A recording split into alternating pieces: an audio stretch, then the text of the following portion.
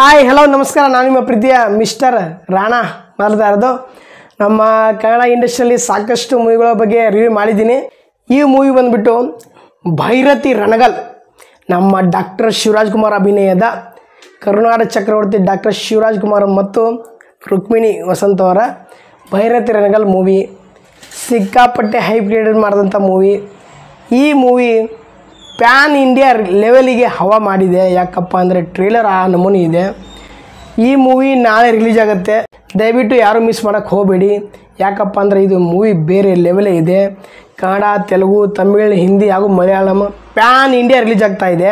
ಈ movie first of all ಹೇಳ್ಬೇಕಪ್ಪ ಅಂತಂದರೆ, ಒಂದನೇ ಸ್ಟೋರಿ ಹೇಳ್ಬೇಕಪ್ಪ ಅಂತಂದರೆ, ಐ ಗೆಸ್ ಅಂದರೆ ಅಂದಾಜು ಪ್ರಕಾರ ಮಫ್ತಿ ಫಿಲ್ಮಲ್ಲಿ ನಡೆದಂಥ ಘಟನೆಗಳೇನಿದಾವಲ್ಲ, ಅವರ ತಂಗಿ ಅಂದರೆ ಅವ್ರ ತಂಗಿಯನ್ನು ಕೊಂದಿರ್ತಾರಲ್ಲ, ಅದರ ಫ್ಲ್ಯಾಶ್ ಬ್ಯಾಕು, ಅವ್ರ ತಂಗಿಯ ಗಂಡನ್ನು ಯಾಕೆ ಕೊಂದಿರ್ತಾನೆ ಅದರ ಫ್ಲ್ಯಾಶ್ ಬ್ಯಾಕು. ಮತ್ತು ಶಿವಣ್ಣ ಅವರು ವಕೀಲ್ ಇರ್ತಾರೆ. ವಕೀಲ್ ಇದ್ದಂಥ ಶಿವಣ್ಣ ಯಾಕೆ ಗ್ಯಾಂಗ್ಸ್ಟರ್, ಯಾಕೆ ನಾಯಕನಾದ ಅಂತಂದು ಈ ಭೈರತಿ ರಣಗಲ್ ಮೂವಿಯಲ್ಲಿ ತೋರಿಸಿದ್ದಾರೆ. ಡೈರೆಕ್ಟರ್ ನರ್ತನ್ ಅವ್ರ ಬಗ್ಗೆ ಬೇರೆ ಮಾತೇ ಇಲ್ಲ. ಈ ಮೂವಿ ನೋಡೋಕ್ಕೆ 5 ಏನಪ್ಪ ಅಂತಂದರೆ 5 ರೀಸನ್ಸ್, 5 ಕಾರಣಗಳು. ಮೊದಲನೇದು ಶಿವಣ್ಣ ಮಾಡ್ತಿದ್ದಾರೆ.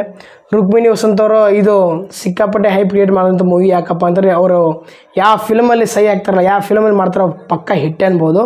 ಮತ್ತು ಮೂರನೇ ಕಾರಣ ಏನಪ್ಪ ಅಂತಂದರೆ, ಈ ಮೂವಿಯಲ್ಲಿ ದೇವರಾಜು, ಅವಿನಾಶು ಮತ್ತು ವಿಲನ್ ಆಗಿ ಬಾಲಿವುಡ್ ಆ್ಯಕ್ಟರ್ ಕೂಡ ಬಂದಿದ್ದಾರೆ. ಮೂರನೇ ಕಾರಣ. 4ನೇ ಕಾರಣ ಏನಪ್ಪ ಅಂತಂದರೆ ನರ್ತನ್ ಅವರ ಡೈರೆಕ್ಷನ್ ಮಾಡ್ತಿರೋದು. 5ನೇ ರೀಸನ್ ಏನಪ್ಪ ಅಂತಂದರೆ, ಈ ಮೂವಿ ನಮ್ಮ ಕನ್ನಡ ಇಂಡಸ್ಟ್ರಿಯಲ್ಲಿ ಸ್ವಲ್ಪ ಬೇರೆ ಲೆವೆಲ್ಗೆ ಹೋಗುವಂಥ ಮೂವಿ.